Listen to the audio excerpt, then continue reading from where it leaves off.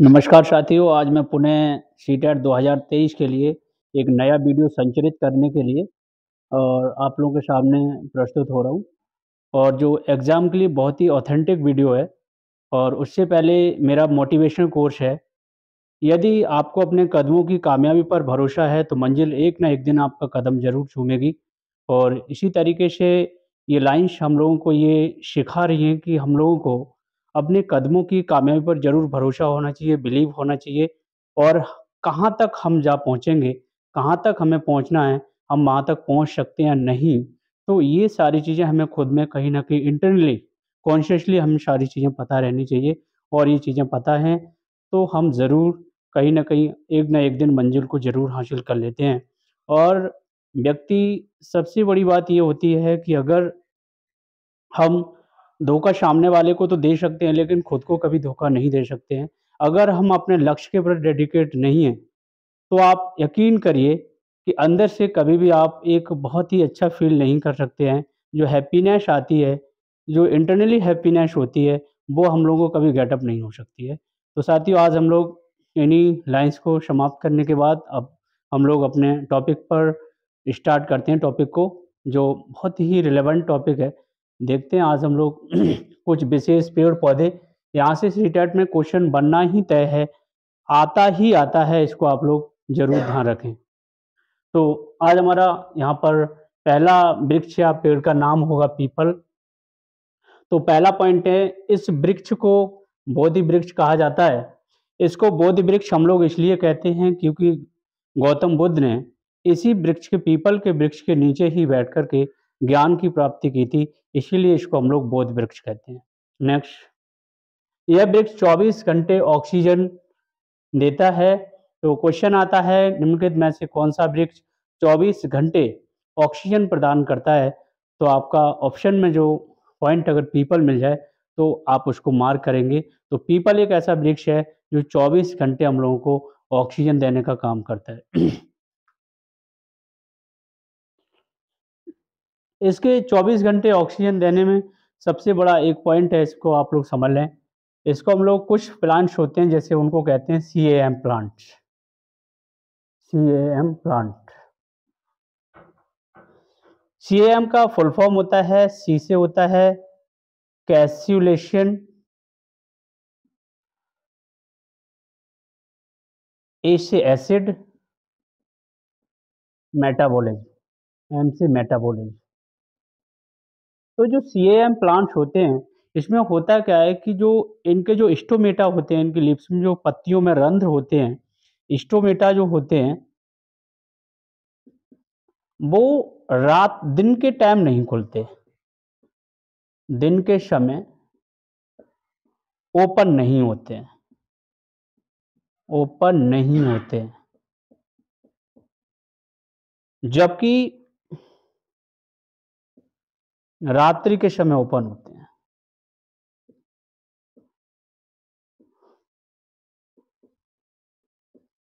यही विशेषता है कि वृक्ष हम लोगों को दिन में तो ऑक्सीजन देता ही देता है, बल्कि रात्रि में भी ऑक्सीजन देता है।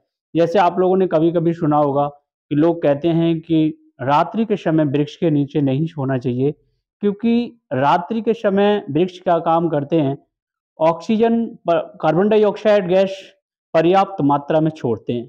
लेकिन दिन के समय वो कार्बन डाइऑक्साइड गैस को ग्रहण करते हैं, लेकिन रात्रि के समय वो कार्बन डाइऑक्साइड गैस को छोड़ने का काम करते हैं। उनके नीचे होता क्या है कि कार्बन डाइऑक्साइड गैस की जो मात्रा है, पर्याप्त मात्रा में होती है, जो हमारे लिए काफ़ी हार्मफुल गैस होती है। अगर हम लोगों के लिए जीवनदायिनी जो गैस है, वो एक ऑक्सीजन गैस है। कार्बन डाइऑक्साइड गैस तो हम लोग उसका निष्कासन करते हैं, उसका अपनी शरीर से उत्सर्जन करते हैं, लेकिन हमारे लिए जीवनदायिनी गैस है वो ऑक्सीजन गैस होती है। वहाँ पर ऑक्सीजन गैस की मात्रा सफिशिएंट नहीं होती है, इसीलिए रात्रि के समय हम लोगों को वृक्ष के नीचे नहीं सोना चाहिए। और यदि पीपल का वृक्ष है, उसके नीचे अगर आप लोग सो जा रहे हैं, तो कोई भी प्रॉब्लम नहीं है, क्योंकि वो रात्रि के समय भी हम लोगों को ऑक्सीजन दे रहा है। तो आप लोगों का आंसर क्या होगा? रात्रि के समय 24 घंटे ऑक्सीजन देने वाला जो प्लांट्स होगा, क्या हो जाएगा? पीपल। इस वृक्ष की पत्तियाँ हमेशा हिलती रहती हैं। तो क्वेश्चन यहाँ से फ्रेम होता है कि कौन से वृक्ष की पत्तियाँ हमेशा 24 घंटे हिलती रहती हैं?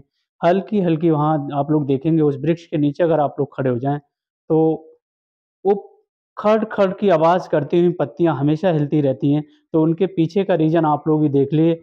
इनकी जो पीपल के वृक्ष की जो पत्ती होती है, वो इस तरीके से रहती है। जिस तरीके से हार्ट होता है, व्यक्ति का हृदय होता है, उसी की संरचनानुमाई पत्तियाँ होती हैं। तो जैसे आप लोग ये देखें, इनका जो निचला भाग होता है वो काफ़ी नुकीला होता है, लेकिन अपर साइड जो होता है, वो काफ़ी चौड़ा होता है। तो पहला कारण पहला कारण है इनकी पत्तियों की बनावट। इनकी पत्तियों की बनावट, नंबर 2।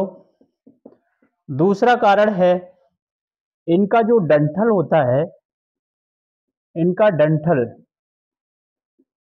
काफ़ी लंबा होता है, काफ़ी लंबा होता है।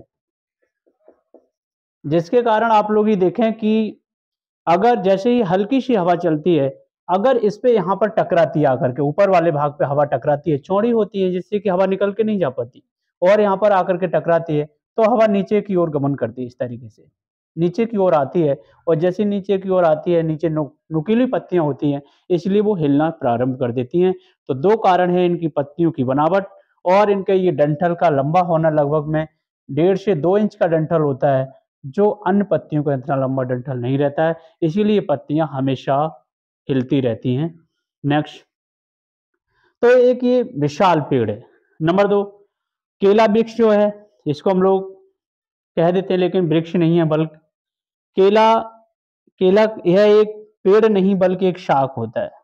क्या है?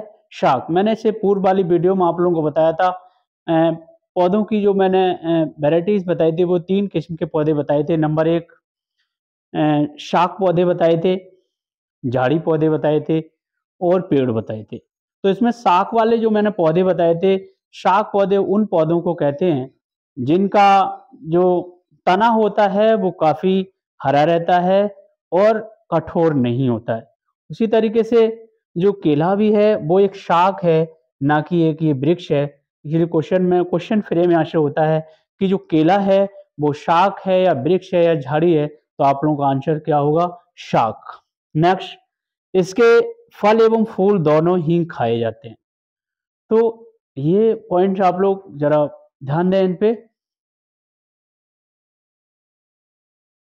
नेक्स्ट, तीसरा पौधा है नेपेंथिस ऑब्लिक घटपणी।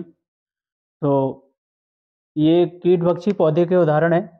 इनको हम लोग कीटभक्षी पौधे कहते हैं।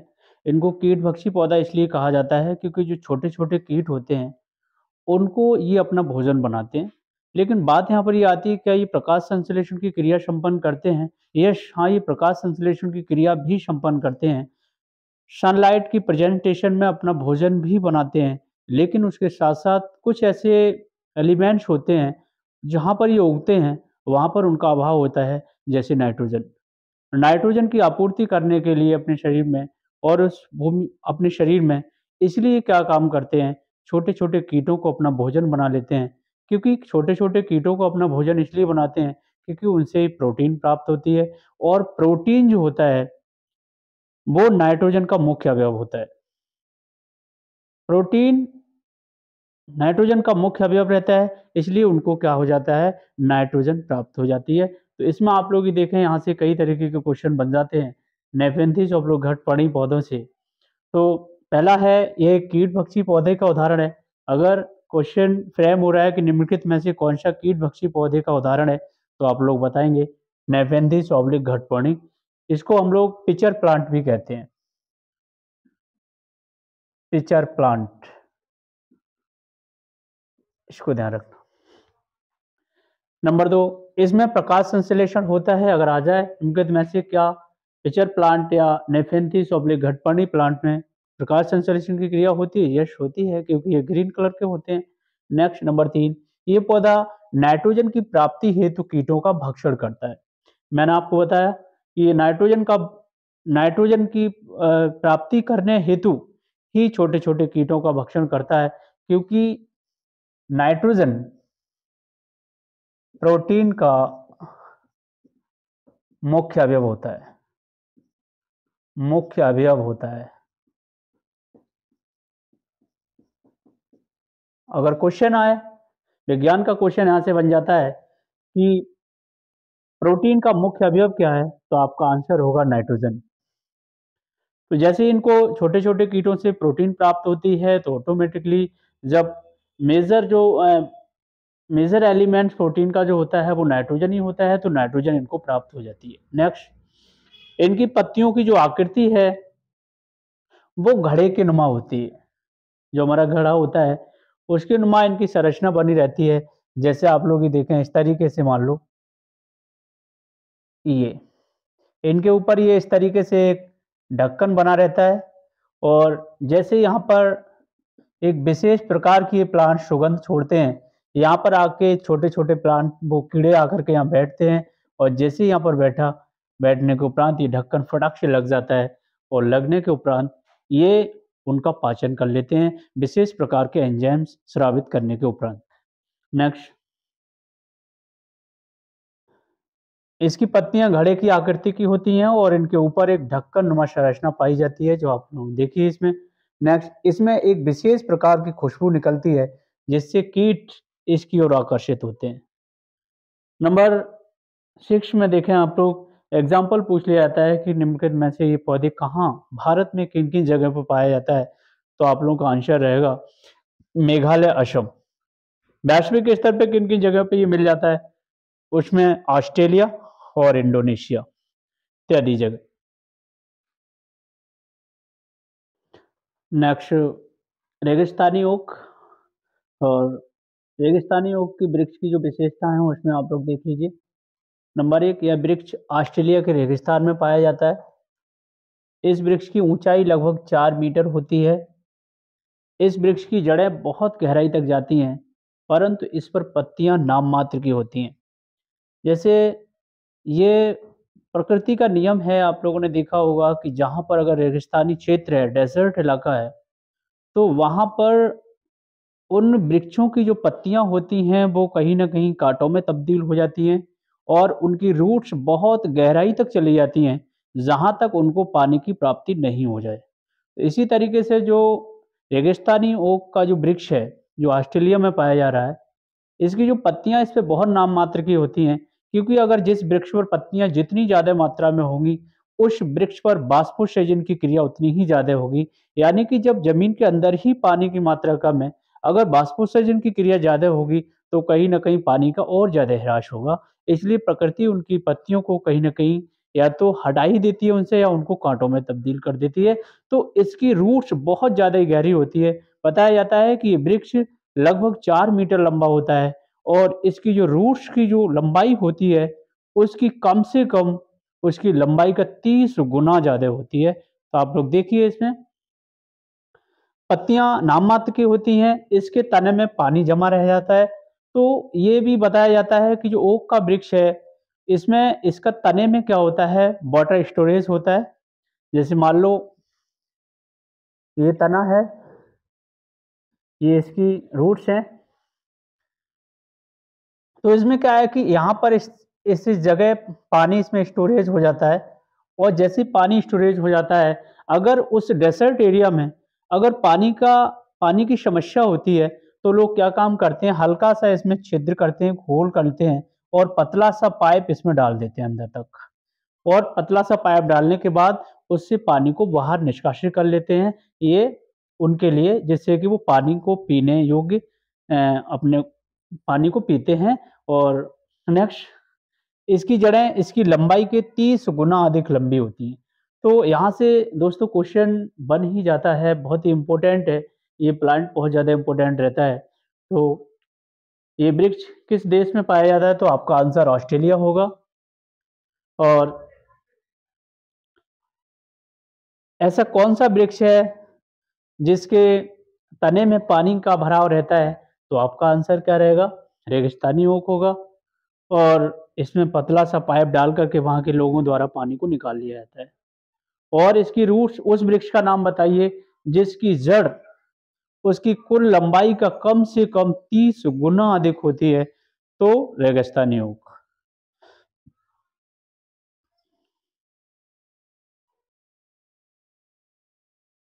नेक्स्ट, खेजड़ी वृक्ष। बहुत ही इम्पोर्टेंट वृक्ष है। यह वृक्ष भारत के रेगिस्तानी क्षेत्र जैसे राजस्थान, गुजरात इत्यादि जगह पे पाया जाता है। इस वृक्ष की लकड़ी में कीड़ा नहीं लगता है। इस वृक्ष को ज़्यादा पानी की आवश्यकता नहीं होती है। जैसे आप लोग देखें रेगिस्तान में जब जब गर्मियों का मौसम होता है, जून जुलाई में, उस दौरान ये वृक्ष नहीं सूखता है। सारे वृक्ष लगभग सूख जाते हैं, वहाँ पर जो झाड़ियाँ वगैरह होती हैं, लेकिन ये वृक्ष नहीं सूखता है, क्योंकि इसको पानी की बहुत ही अल्प मात्रा की ज़रूरत होती है, इसलिए नहीं सूख पाता। इसकी अपनी एक विशेषता है। इसकी छाल दवा के रूप में प्रयोग की जाती है, तो इसलिए जो राजस्थान के लोग हैं, इस वृक्ष की पूजा भी करते हैं। खेजड़ी वृक्ष आप लोगों ने सुना होगा कि खेजड़ी वृक्ष की राजस्थान राज्य में पूजा भी की जाती है, क्योंकि इसके अपने कई एक फ़ायदे हैं, इसलिए वो लोग इसकी पूजा करते हैं। नेक्स्ट, इस वृक्ष के फल को सांगरी कहा जाता है, ये नया पॉइंट, एवं फूल को मींझर कहा जाता है। मींझर, फूल को मींझर कहते हैं और फल को सांगरी कहते हैं। क्वेश्चन फ्रेम होता है कि राजस्थान का राज्य वृक्ष इसको कब घोषित किया गया? तो इसको राजस्थान का राज्य वृक्ष सन 1983 ईस्वी में घोषित किया गया था, और इसे एक दूसरे नाम से भी जानते हैं, कल्प वृक्ष। इसे थार का कल्प वृक्ष भी कहा जाता है, कल्प वृक्ष। नेक्स्ट प्लांट है तुलसी। तुलसी में आप लोगों ने देखा होगा कि भारतीय संस्कृति में इस पौधे की पूजा की जाती है, क्योंकि पूजा करने का रीज़न बहुत सारे हैं कि इसके अपने बहुत सारे बेनिफिट्स हैं, और इसीलिए भारतीय संस्कृति में इसकी पूजा की जाती है। उनको हम लोग निम्नलिखित रूप में देखेंगे। यह पौधा एक शाकी पौधा है, और मैंने बताया था साग के बारे में, आप लोग समझ ही रहे होंगे। साग उन पौधों को कहा जाता है जिनका तना बहुत ज़्यादा मजबूत नहीं रहता एवं हरा भरा होता है। ऐसे पौधों को हम लोग शाक पौधा कहते हैं। नेक्स्ट, इसे औषधि गुणों के कारण से जड़ी बूटियों की रानी भी कहा जाता है। सीधा सीधा क्वेश्चन यहाँ से पूछा जाता है कि जड़ी बूटियों की रानी किस पौधे को कहा जाता है, तो आपका आंसर होगा तुलसी। नेक्स्ट, देखिए जड़ी बूटियों की रानी क्यों कहा जा रहा है इसको, क्योंकि बहुत सारे रोग से डिजीज़ हैं जिनमें ये काफ़ी कारगर साबित होता है। अगर इसको ग्रहण किया जाए तो बहुत सारे रोगों से ये निजात दिलाता है। जैसे यह श्वास संबंधी रोग, जो अस्थमा वगैरह हो जाता है, दमा हो जाता है जिसे कहिएगा। नेक्स्ट, कैंसर, दांतों का रोग एवं सर्दी जुकाम इत्यादि रोगों में काम आने वाला पौधा है, इसलिए हम लोग इसे जड़ी बूटियों की रानी कहते हैं। नेक्स्ट, यह पौधा भी रात को ऑक्सीजन देता है। आप लोग ये ना जाने कि केवल और केवल पृथ्वी पर एक पीपल ही एक ऐसा पौधा है जो रात को ऑक्सीजन देता है, ऐसा नहीं है, बल्कि एक तुलसी पौधा भी है जो रात को ऑक्सीजन देता है, और उसके बाद नीम का पौधा भी एक ऐसा पौधा है जो रात को वो भी ऑक्सीजन देता है।